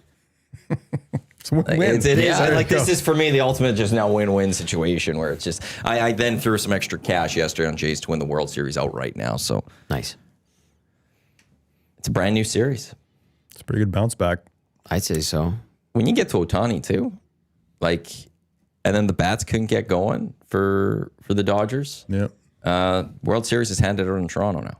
Like that's Which I think is huge. I mean, I Absolutely. think that was the mission for the Jays. Get back. I mean, of course, you'd love to go win tonight and be up 3-2, but mission was get back to Toronto, much like they did against the Mariners. And who knows? I mean, they seem to play well. Well, they didn't play well to start the Mariners series at home, but they've played well overall at As a- Rogers. So As a Blue Jays observer, not fan, I just want to be that'd adamant me. about There that. you go. Yeah. I like that. That's I am enjoying this. This has been a fantastic World Series. I'm not gonna lie. I'm doing the pregame show yesterday. I'm watching. I'm trying not to like focus too much on the game, but like they are plucky. They're not laying down to the Dodgers just because the Dodgers have all these superstars. I admire and appreciate that. They're battling for everything that they get. This has been thoroughly entertaining. I'm happy about I that. feel like they could be up 3-1 because that game or it's 3-0. three? Sorry. No, it's 2-2, so it'd be 2-2. Yeah, so 3-1. 3-1. Sorry. I felt that game 3, they made a lot of critical errors where they were trying to force a little bit too much, and they get thrown at home plate, thrown out third because they were trying to stretch for that extra base. But if they just find a way to just take what's given to them, and I think they could have grinded out a victory because they were up in that game, weren't they? twice. Yeah. 4-2 and 5-4 So- after even the Guerrero one, that was aggressive base running too, and sending Yeah. him because he's not exactly the fleetest of foot, but he has a very agile play to tag home the way Yeah. he did. So But it was just like they had the runners in the scoring position, and they're subbing guys out, and for guys that weren't that much faster than the guy that's they're pinching for. So I found that I just felt that they could be up 3-1 if they maybe made a few different changes and saying, okay, instead of trying to get to that third base, we're gonna go second. We got another guy. Like let's just play a little bit of small ball if we need to, and we can manufacture some runs. Because they left lots of guys on base, but at the same time, like they were doing well enough and they were hitting and they weren't striking out that they were putting a lot of pressure on the Dodgers pitchers where they could have probably, got another 2 or 3 runs, which may or not have been secured the win. So it was nice that they bounced back yesterday in the fashion that they did, especially getting to Ohtani. But it's going to be interesting. This game today is, oh man, I'm Talia loving it. Savage going up tonight. Wow. It's a big one tonight. I'm loving the twists and turns of this series. I'm here for it with no like skin in the game. It's just like, this is great baseball. I'm just a fan and I'm enjoying it thoroughly. I'm not living and dying. I think, unlike a lot of people, I'm not living and dying with the Jays. So Toronto's team's doing well. I think Zach just walked into the building because I heard happy birthday. So happy birthday, Zach. Happy birthday, Zach. Yeah, happy birthday. Do not reply to our texts. Actually, he will be replying to text soon because I need to fix his stuff and Oh boy. we'll have to test it. Oh boy. So deal with it. Like that's the one thing. I felt bad for Zach. Like Zach sending a text in this group chat and it's multiple texts and everyone instead of being like, oh, how can we fix this? It's like, Zach, stop texting. As opposed to like, hey, maybe we can find ways to make sure Zach can keep texting and let's maybe find a solution for this. Like, hey, Zach, have you tried this or done this with your phone? No, just shut up, Zach, basically. Well, Gager blocked him, so it's gotten to that point. It's that level now. It's like he sends a text and it's like, bum, bum, bum, bum, bum, and you get 15 repeats of the same text. It's like, Zach, stop. Anyway, happy birthday, Coop. 22. Bill Cubbish. 22. 22. 22 and dresses like he's 45. It's good stuff. He's a thrifter. He is a thrifter. Yeah. Yeah. Why are you mocking his look? It seems like you're trying to mock his look. Nope, not Okay. trying to mock his look at all. Just stating a fact, Matt. I don't know if it's stating facts. I don't think he looks like a 40-some-year-old at all. Well, okay. So I don't think it's fact. That's all subjective. Fashion's subjective. Oh, yeah. So it's not facts. Well, I'm beyond 45, so I don't know if he and I can stand next to each other. We can compare notes. Yeah. See if he looks like me or not. I mean, when was the last 22-year-old you've seen wear corduroy pants? Probably quite It's a a bit these thing days now, It's a thing. unfortunately. Thing now? It's a thing. Thrifting is a fashion. big. No, like, thrifting is a it's a big, thing. yeah. But corduroy pants, Yeah, I think I hadn't that- seen corduroy pants in a long time. And I think saw that's him probably wear still out those the there. other day. Yeah. You see a Late lot of 90s. 45-year-olds wearing them? I don't see 45-year-olds You wearing just them. called them but a- 45-year-olds would be the people that would wear them. I don't know. So then, but if they're not wearing them, then it doesn't mean that they're that would be wearing them. No, it's the same He's thing. starting his own thing. The official drink of the EST Hangout is the Finnish long drink, legend in 1952. A drink unlike any other sparkling refreshment. Real liquor, longdrink.com/Can is where you can enter your postal code and find a liquor store establishment nearest you. Elk season comes to an end. Thoughts on 2025? Yeah, I mean, I think overall it's probably what I thought would happen. How they got there is maybe a little different. Their defense improved a ton. That was, I mean, I give them credit. I was pretty hard on them early, and they weren't very good early. No. Giving up 34 points per game. Well, yeah, and I thought especially their secondary got a lot better as the season went on. Even I think their scheme, it was amazing watching the first half dozen games. Like it was like, I mean, most teams play zone in the back end now. We know that, but there was no identification of threat. It was like they had no. It's like, yeah, you playing zone doesn't mean you're just sort of standing still. Like you got to react to players coming, receivers coming through. It was just very odd how they were structured defensively, but they dramatically improved. Their offense is a huge question mark to me, and goes into the offseason as a huge question mark. We don't. It's crazy to me that it's another season heading into the offseason. We don't know who the starting quarterback's going to be next year. We have a sense, but we don't know. They have a very average receiving core. Yeah. That's blatantly They have a clear. running back who is fantastic, but if you go and look into the numbers, I was looking the other day, I think he had 7 games where he averaged kind of in that sweet spot of say 4.5 to 6.5 yards a carry. He had 7 games all season. He had, I think, again, I don't know how, can't remember exactly, but 10 or 11 games where he was under 50 yards. Like you just, their offense isn't But good they would enough. dump up the ball off to him on like short little True, so they patterns. get to him involved a little bit. Yeah, That's Or fair. You're he right. would be out of the game, but it's because they have nothing else. They have nothing else. Like Yeah, you that's don't true. have No. a throwing threat that the team could And just that's the zone in on. that's the Okay, problem. that's the guy. We stop number 5. Yeah. Force them to do something else because they can't. Yeah. Because there's not one defensive coordinator in this league who is worried about this receiving core. Not one. And that's not to say they're not. They have good receivers. Don't get me wrong. But they're all 3s and 4s. Yeah, Faralogy in like August said like the Stephen Dunbar would be a 3 on any team. That's he would be. the best. And thing. you need 3s and 4s. Yeah. I mean, of course. But you think back to like their last Grey Cup team, they had Darius Bowman, Darrell Walker, and then guys like Kenny Stafford, who was a 3, really good receiver, He but could he be was a a game 3. breaker at times. because they had to worry about the other 2 guys. Yeah. This team doesn't have that. No. And then you've also got, and again, I like Fajardo, but he's a very average quarterback. So their offense is just extremely average. And I think you go into the offseason with that worries me a bit because I don't know where they're going to be able to fix it.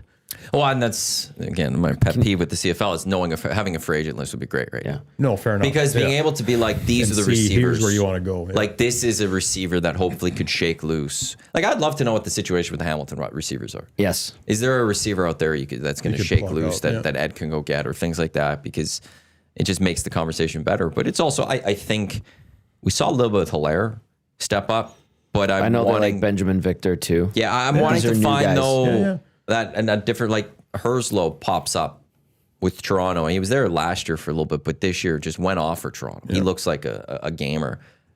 Darrell Walker, Brandon Zylstra were that with the Eskimos at the time with Ed, where they came up out of nowhere mid-season, or you're just like, who is this guy? Yep. And they went off and they've became ones or twos. And that's what Ed needs to go do. He needs to go find, I think, a legit one or two. Which he said last year he didn't want to spend the money on. Yes. So Because he wanted to build everything else. No, but and now that's I fair. think he can look in and go, okay, we've got these pieces fixed. Now let's go address that. We've built the foundation of this house. Where the walls are up. Now we can worry about the paint colors. Yep. And the wide receiver would almost be the paint colors type thing. But he needs to go get one at least. Like at the very least, he needs to go. To me, like, can you go find a team's number 2 that's ready to emerge as a team's number 1, Yep. where you don't have to pay him as a number 1 yet? What do you do at quarterback? I know that he mentioned that he wanted Fajardo back. I think it's but pretty clear what the intention is. Like that press conference on Saturday,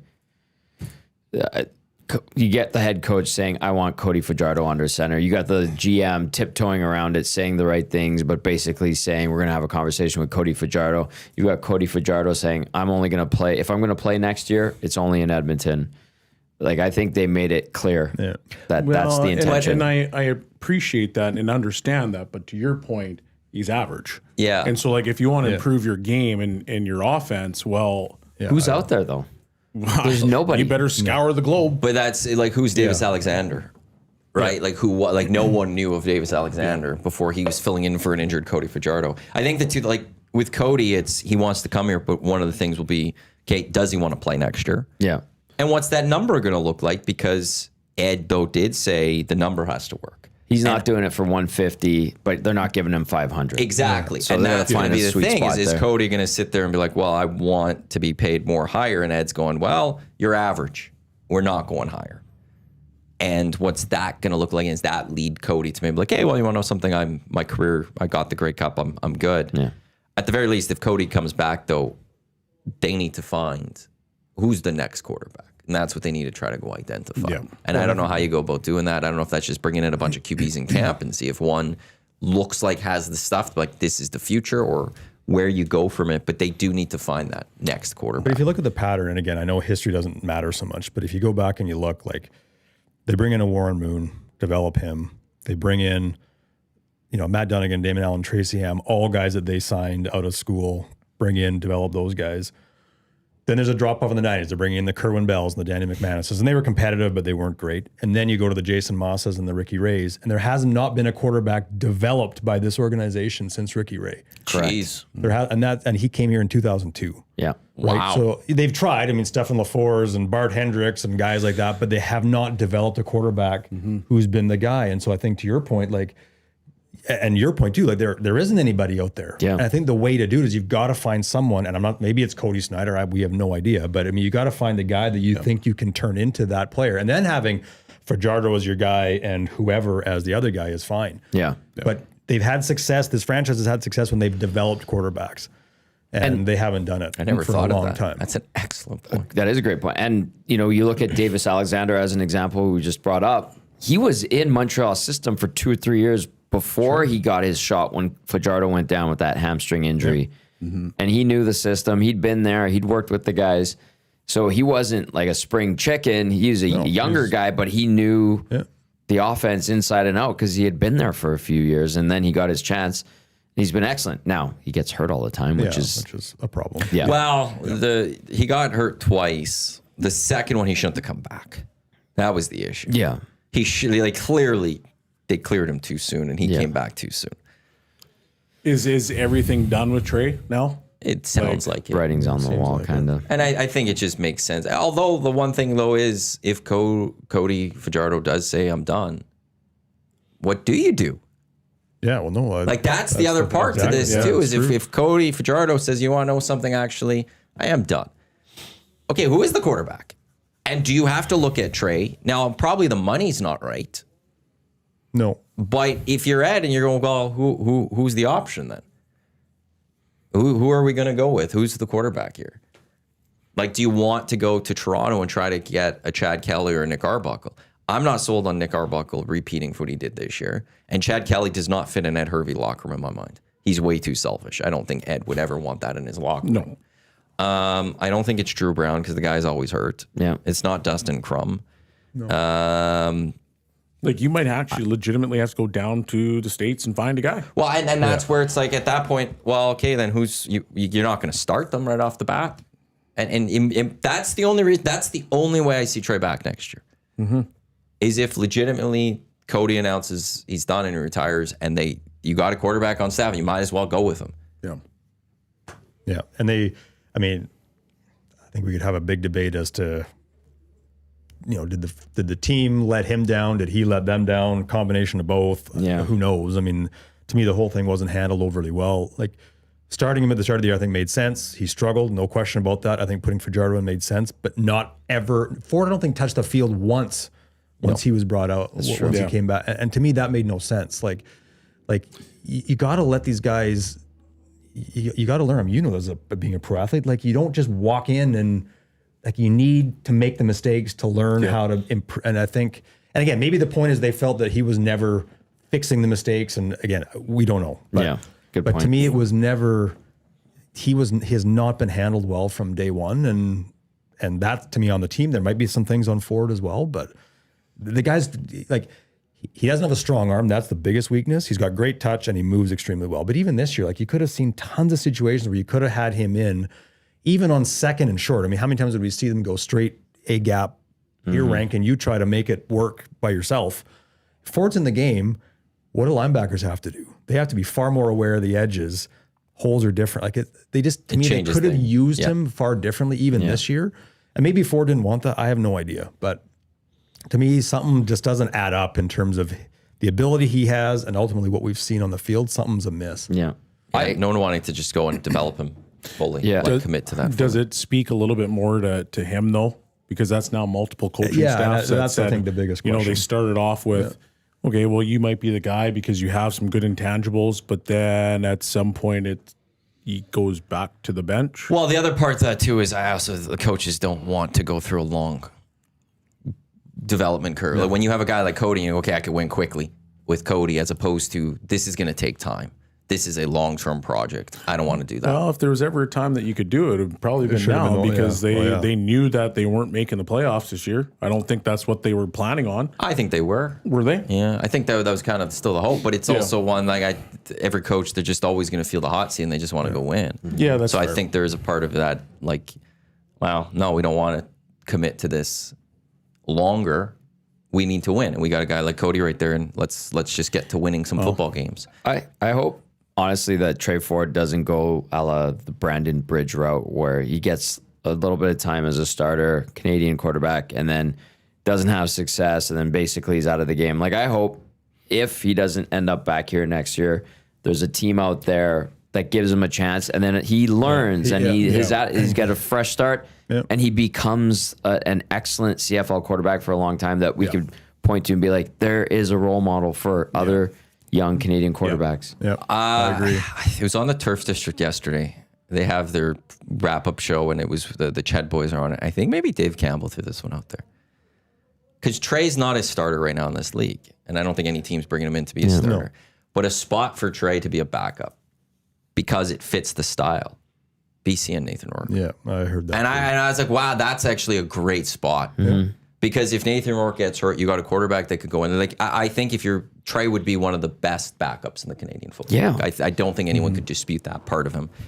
And he fits what Nathan Rourke does. Yeah. That would be the perfect. Nathan Rourke goes down. You're not going to Jeremiah Mazzola. You could go to a Trey Ford, and you could keep that offense going. Mm-hmm. That's the spot I'd be looking at if I was Trey Ford. And a quarterback as a head coach who took time himself to develop in this league. So I mean, it could make a lot of sense. And that takes with, and then you're almost maybe saying I'm not a starter in this league to a degree.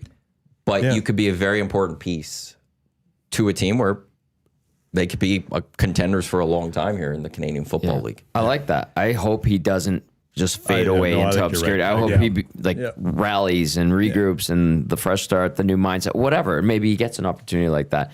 Anthony Calvillo, Las Vegas Posse starting quarterback, goes to Hamilton, terrible backup, ends up in Montreal behind Tracy Ham. Then he becomes one of the best, if not the best quarterback of all time. Yeah. You know, it took him, I think, 8 years. Oh, yeah. It took a long time. Trey's through 4 now. Yeah. And to your point, and I mean, I think about, watching U Sports football, like there are a lot of good quarterbacks now. Like it's amazing to watch now, even compared to 15 years ago, how much better the quarterbacking is at that level. And I'm not saying all of them become pros, but you have guys that can step in and potentially become pros. And so I think I worry a little bit of the message that it continues to send that all Canadian quarterbacks aren't good enough, and because I think they are treated a little bit differently. I think there's no question about that fact. Yeah. And I don't know how you fix that, but again, I totally agree with you, Tom. I hope that he gets a chance, whether it's here or elsewhere, because I think there's something there.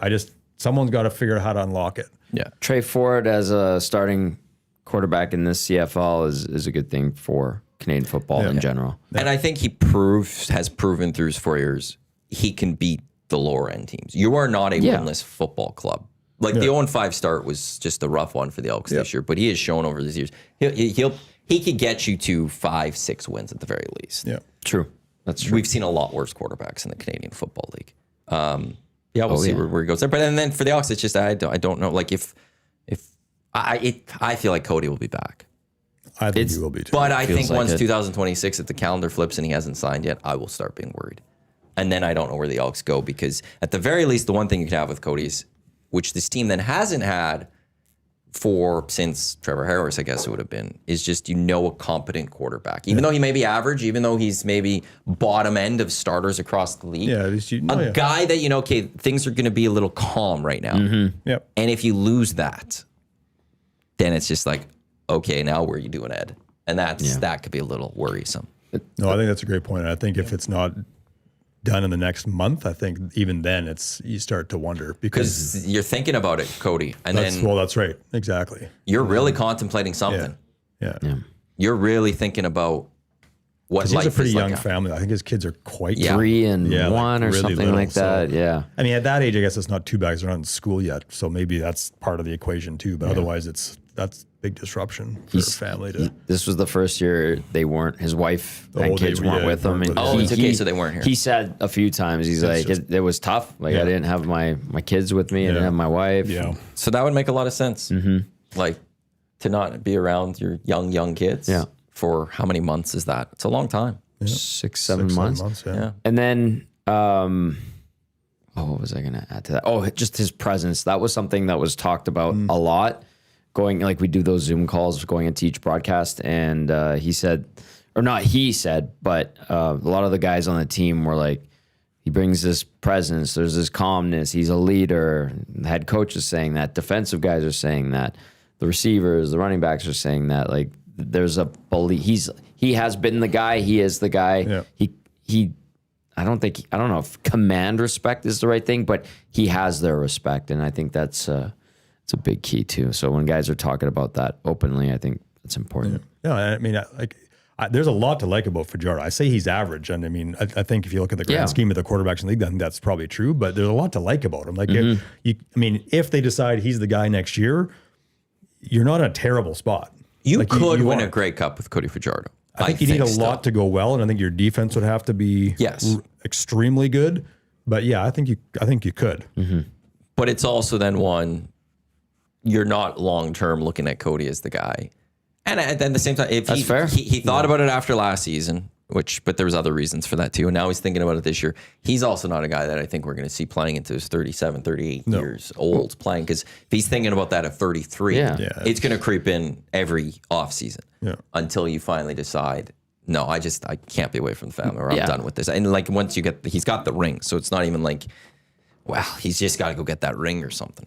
Week 7 or 8, went down to Commonwealth and I talked to him for like 5-10 minutes. And I'm like, are you thinking about retirement? He's like, yeah. He's like, I can't do this. I can't do this forever. Just blunt. Yeah. Yes, I am. Well, it was Suits. Suits kind of sent me on a mission. And Glen's like, I talked to him about this. And I think someone else, I think Rod wanted me to ask. I'm like, okay, I'll go talk to him. And I'm like, hey, man, just the boys from the booth sent me. They want to know, like, what are you thinking? Like, would you call it a career? He's like, yeah. He's like, I've won. I'm not around my family. I'm not doing this for less money than I've been making as a starter. And I'm not going to do it. This is a 1 year kind of special exception. And he's like, if I can go do something somewhere else closer to home with my family, yeah, I'll do it. Yeah. I was like, yeah, I respect that. Like, he's like, I'm not young. I've gotten hit a lot. Like, I don't need to do this forever. Yeah. When did you start thinking about retirement? I wasn't thinking about retirement. It was a little different. I was told basically after I left Zagreb, they're like, you need microfracture surgery. Okay. And I was like, microfracture. So I researched it, and it's like you got to drill like tiny holes in the bone and hope that the cartilage comes out and like it reforms. So I ended up leaving, got another surgery on my knee, took the proper time to rehab it this time, which was a whole nother conversation. But so then I finished playing, and at the end of the season, like I was looking to go back, and they're just like, well, I don't think we can sign you because like we don't know where your knee's at. So that's really what happened for me. So, but I would have probably still played another 3-4 years if I could. It's easier hockey over there. Like, cause you're not worried about getting put in the 15th row of the building, right? Like, guys just go over there and play. They're not trying to kill each other. Like and you're making good money. And you're making good money. Yeah. And it's, you play 54 games and you get more chance to like, relax and just have a little bit. It's not as go. Like it's just a different lifestyle. Yeah. And it's actually a pretty nice one. So, if I could have played till 40, I would have probably another 3-4 years though. And called it after that. But how old were you when you retired? 30. Yeah, shoot. Yeah, sounds pretty young. So it sucked, but got cool spots to go to, and yeah. When we were at BP the other night, our waitress Mariah somebody was asking, isn't there an Oiler here or a former Oiler? And the answer would be yes, obviously. And she's like, no, I don't think so. And I was like, she said that to me. She goes, was that guy, Shawn, your friend that was on the show with you, was he an Oiler? I'm like, yeah, he's our analyst. She goes, really? And I'm like, I just like showed her your photos. And she's like, oh my God, I'm so sorry. And then I showed her, I'm like, he played for Montreal and Colorado and Minnesota, and he's drafted in the first round. She's like, oh my God. And I was like, best thing though, because yesterday, so we were sitting in the alumni seats, and there was two ladies that were kind of like off to left-hand side. So, we walked up and we kind of went by. And so in the second period, we got up there with like 15 minutes left in the period. And she's like, so like, who are you guys with? And she's like, because I think these are alumni seats, right? And I'm like, yeah, they're alumni seats. And so then Scott Glennie, who Glennie played for Dallas briefly. He was with Dallas, and he's like, well, that's an Oiler right there. He points at me, and she's like, what's your name? I'm like, Shawn, and explain like, my last name's Belle. And she's like, oh yeah, no, I know you. And she's like, well, who are you? Points to Scott, and I'm like, well, that's Scott Glennie. He was 8th overall to Dallas Stars. And she's like, are you lying to me? Oh, Glennie. And then her friend's like, I feel like you guys are just making up names. And I'm like, no. I'm like, the guy that's 2 down from me is Chris Dingman. And like he played in the NHL. And then so she starts researching, and me and Glennie are talking. And then she's like holding up her phone, and like I see a picture of Glennie, and she's like, is that him? No, it's not. We're making stuff up. DNA evidence? Like what is like? Yeah, exactly. Google is your friend. Yeah. And then she starts going, she's like, so what are you guys doing? And we're like, we're just here to watch the hockey game. Yeah, and she's like trying to talk, and she's like, so how did you get here, Scott? And he's like, well, he hired me, and she's like, well, what do you do? And I'm like, nothing. I tried to drink with him. And then she's like, well, can I drink with you guys? And I'm like, okay, where is this going now? Oh boy. And then it would turn into a whole nother thing about like, we need to introduce Alice Hemsky to her friend. And it was just a very odd conversation. Yeah. Like, you don't believe when we're like, yeah, do you think I'm just going to lie? Be like, yeah, that's Scott Glennie. Like this guy's 8th overall.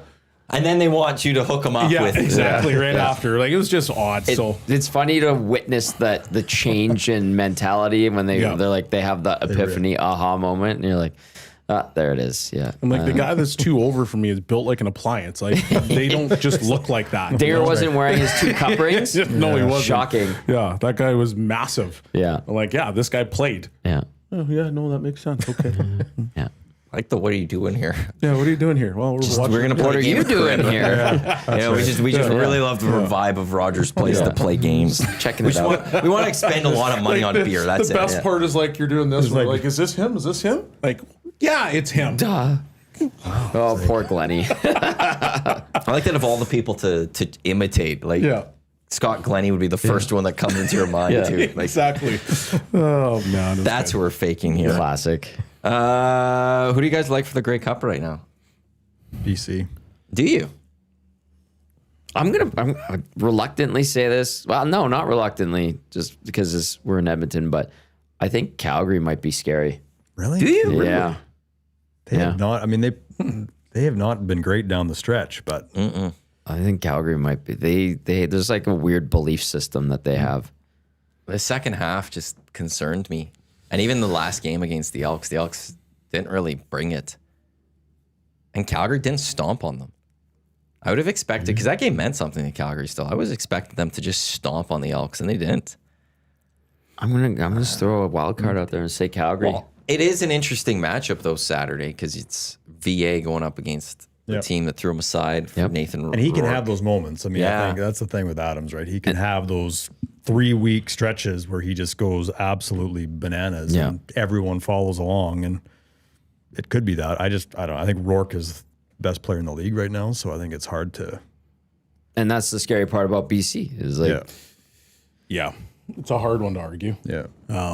You know, you can make a case for Saskatchewan. I think that I know got it's on the attached back, to yeah. attached to me, so I like keep got like itching attached my to head. it. I'm like, what's going on? I think you have a guy like Rourke that can lead the team. He can elevate his game, and they're in top 5 of almost every stat on the offensive side. Their D isn't giving up a ton of points. I mean, Saskatchewan, I think, they've given up 409 points, and BC's 499, so that's not that far away. Yeah. And so if you're putting up a ton of points and your defense is stopping teams, well, you can be pretty scary. And then you got the best player in the league, so that definitely helps. if VA can get to that BC defense, I know that was kind of a question mark all season long. He's like, what's BC's defense? Is it good? If VA plays motivated and he gets on a roll and Diedrich Mills is running downhill, and Calgary's defense needs to hold up too. I mean, losing Malade was tough, but that D-line can be. They haven't been the same since. No, I know. And he's the one of their fear. leaders. But getting like Jalen Hutchins has had a really good year. I don't know. Their linebackers are pretty decent too. I for some reason, I'm going to go Calgary. Well, it's just one of those years where, I mean, you could make an argument for any of the 6 in some ways, right? Yeah. I like Montreal. Davis Alexander still has not lost. Like, that's the crazy part. He's still not lost as a starting quarterback in the Canadian Football League. Well, the fact they held in with the number of injuries they had at quarterback, I mean, how deep they had to go to still be in a good spot where they are right now. Yeah. I think they stomp Winnipeg this weekend. Yeah. Are we brushing aside Hamilton? I am. Yeah. And Saskatchewan. I'm not. Sask is Sask, I don't interesting. know. I think Montreal Sask to me is the Grey Cup. Yeah. But if Calgary gets by BC, That's an they interesting own one, yeah. the season series. They beat Sask both times. Yeah. Yeah. But that also It's- felt like a different Calgary team. Like it's Yeah. we're into a different side. It's going to be fascinating. Well, it's A fun. Nathan Rourke, Davis Alexander Grey Cup would be fun. Yeah. There's just something I don't know. I'm not sold on BC either yet. Saskatchewan home crowd after a bye. I think they're going to come out looking pretty good. But Trevor Harris is also one of those quarterbacks who he can't get it done. He's never got it done. Yeah. He gets you close. He'll get you there, Yeah. but he'll come up short. And they've been arguably the steadiest team in the league all year. Like from opening week to now, they've probably been the most consistent. Everyone else has sort of been a little bit all over the map. So, which could bode well for them. And that kind of, to your point, sort of fits what Harris has always been in his career too. But can he elevate when it's a little tighter and the weather's a little cooler? And we'll see. Yeah, have AJ Olak go on. Yeah. Hey, one thing, speaking of Grey Cup, they announced Saskatchewan getting the game Yeah. 2 years from now. And what's the date on it? November 7th. The week's going to start. Season's going to start a week early. Yeah. I like that. Yeah, I've been it's better. clamoring for that for a long time. Yes. I still think it can move up more. The issue that you're getting into will be NFL draft, CFL draft, and getting those in. But I think just deal with it. Have the draft start the next day.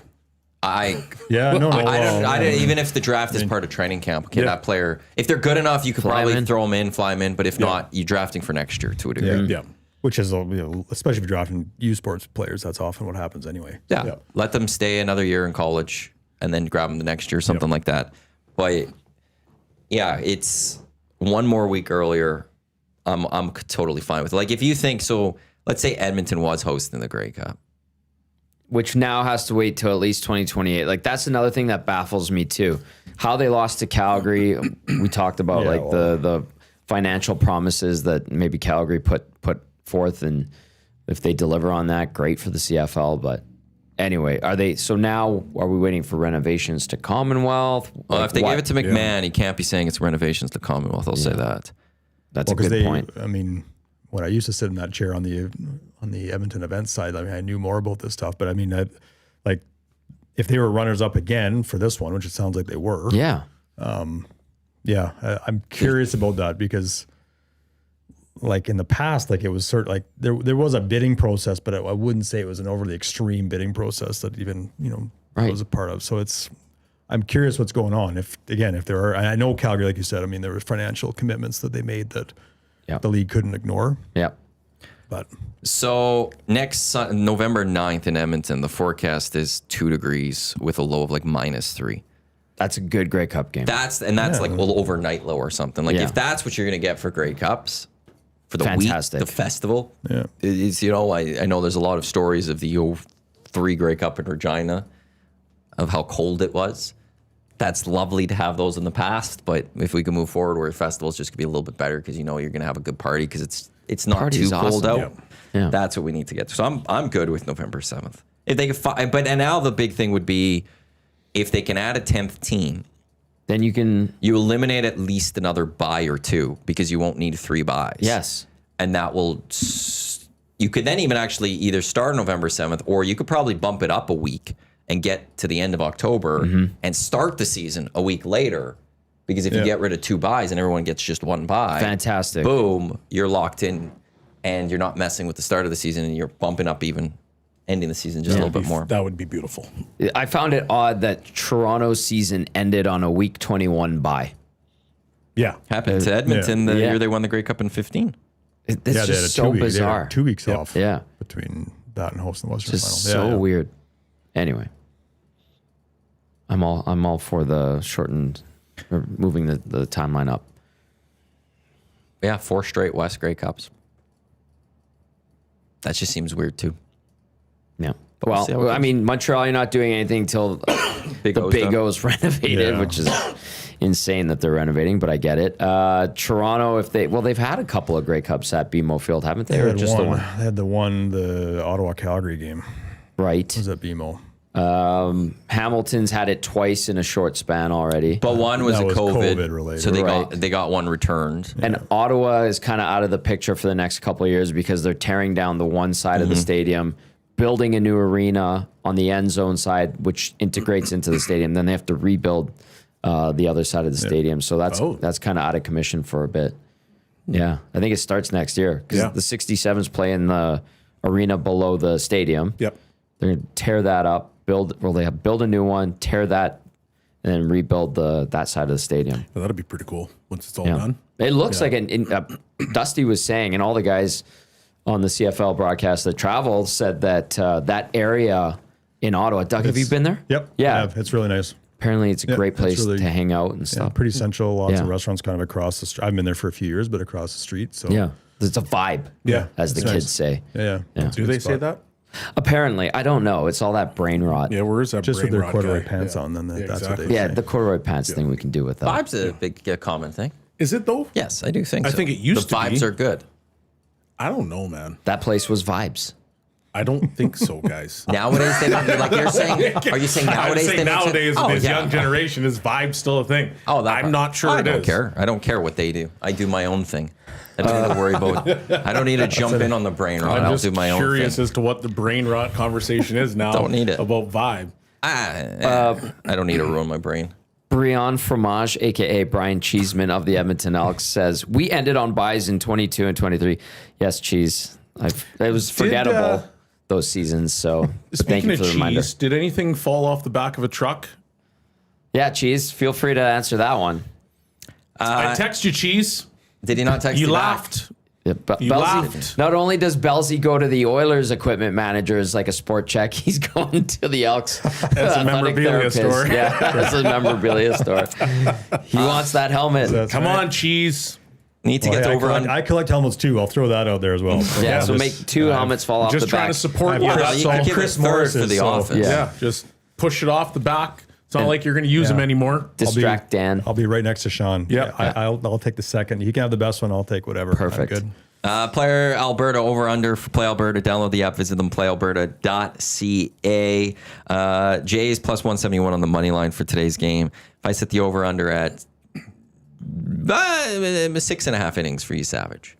What are we going tonight? That'd be great. I might go under, and not in a bad No. situation for the Jays. I just think. You think like is 6 probably the number?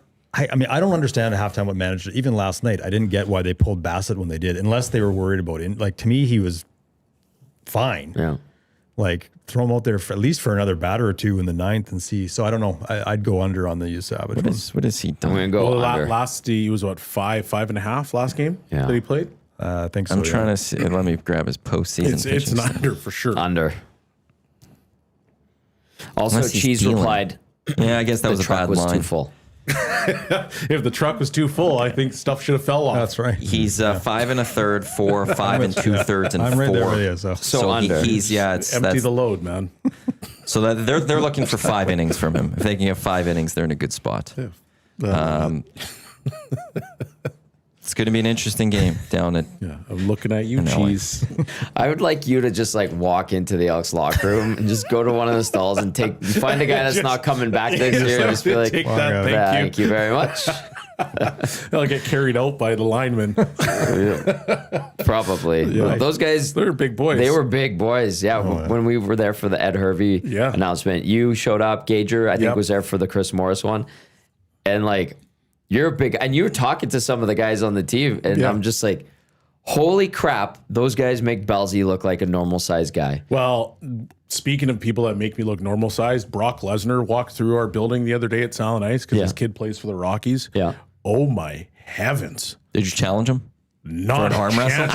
I saw that guy walking far away and I just ducked into a suite. I said, I'm not going near him. Jeez. That guy, that is a mammoth human being. I believe it. Like his arms are down to his knees. Like, why are you built the way that you're built, sir? yeah, they're all like. I remember meeting Patrick Kabongo a bunch of years ago. Yeah. At something, and he shook my hand, and I don't have very big hands. Like you couldn't. Like my hand was gone. Like it was just like enveloped by. Yeah, he's got a frying pan for Yeah, you. that was just. This is nice. Like, Thank you. unbelievable. Like Brock couldn't even sit in one of the seats. He was so big. Yeah. I'm surprised he got in there. Like he should have had 2 seats. Jeez. Like the man has a life-size sword on his chest, tatted on his chest. Normally, that's when you know this guy's massive. He didn't challenge it like an arm wrestle match. Hell no. That's just the story. Hey Brock, what's up? I want to arm wrestle you. Get away from me. Yes, sir. Okay. You never know. Well, Yeah. your only story is I saw him from a distance. Well, when Joel DeBlanco was on this show, you sat beside him, and he was huge. He's a I big thought dude. Belsey too. looked small compared to him. He was a big dude. Joel's a big 'Cause I guy. remember when he came in, Yeah. I was trying to get you to arm wrestle him, and you're like, "No, I'm not doing that." And then No, when he came he's in, I was young like, and "Damn!" in And then he shape. sat down, like, "Wow, this guy's actually massive." Yeah, he's young and in shape. I'm not. Like, I'm getting in shape. You're jacked and juicy. I'm getting jacked and juicy. That's it. Yeah. However, if you see Brock Lesnar, you just Proceed. Yeah. whatever you need, sir. Yep. How can I get out of your way more, sir? So just like this story at the beginning from the store, like if the guy that followed, like you just get just clear out. I'm going to stop walking, and you just have whatever you need. What do you want? I actually was joking with the coach of that 17 team, because Brock's son's, he's fine. Like, he's not great, he's not bad, he's just fine. Careful what you're saying. I'm being very careful. I'm just making sure there's just extra careful because you don't need with Brock what to I'm hear saying. about this. I'm being very careful with what I'm saying. He's perfectly fine. He was getting like first power play unit like every single time, just happened to be out there. And so I go up to coach, I'm like, hey, you put Brock's kid out, hey, every single time on the power play to start because you're terrified of him? He goes, yes. I'm like, yeah, that makes sense. Did you tell your PK guys to focus on him? No, I didn't say a word. I wasn't coaching that game. So Okay. I'd be like, Brock's make sure kid you score. pressure him, take the puck away, get that shorty. But he's like, just watching him, he's just there hanging out and having a good time watching his kid play. Yeah. I'm like, oh, that's like a normal parent for hockey, where he's not trying to be, super imposing or trying to scream from the stands or anything like that. He literally was sitting there with his buddy and just hanging out, looking like an that. appliance. Someone texted in, Belzy doesn't look like an appliance. Not that I don't look like a deep freeze. That's how big he was. That's how big his What shoulders were. appliance are you? Yeah. I don't know, a small fridge. I'm like a drink fridge. That's what I'm like. The beer fridge? Yeah. Or bigger than a beer fridge? Slightly bigger than a beer Yeah. fridge. I have to restock mine. Thank you for the reminder. Yeah. But Brock is a deep freeze. That guy is massive. Yeah, I still think you should have challenged Omar No. Russell. I don't think anything could He would like, have threw me on the ice. then what a story that would be. No, because he'd be hurt. Yeah, it'd be a great story. How'd okay. you get hurt, Belzy? Brock Well, let me threw tell me you. yes. from the suite level onto the ice.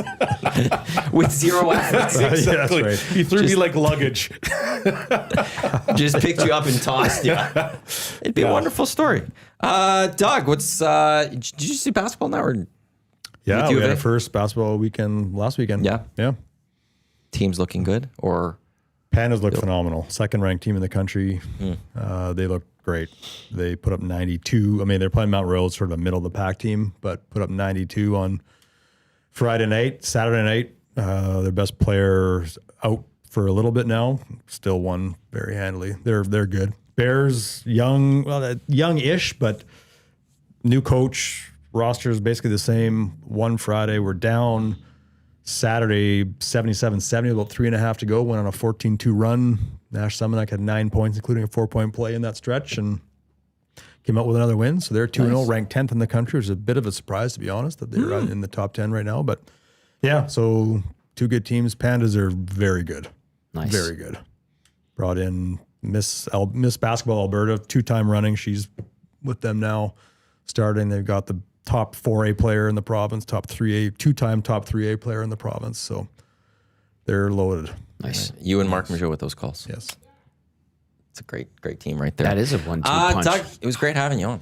Thanks Great for to be coming back. in. Really Yeah. appreciate it. Thanks for having me, as always. EST Hangout presented by Sentinel Storage right here in Edmonton Sports Talk, presented by Play Alberta. We got Lock Shop coming up. We've got Oil Stream, EST Afternoons, Reed Wilkwood Show, as well as on the audio streams at 6 o'clock. We got Crush Performance.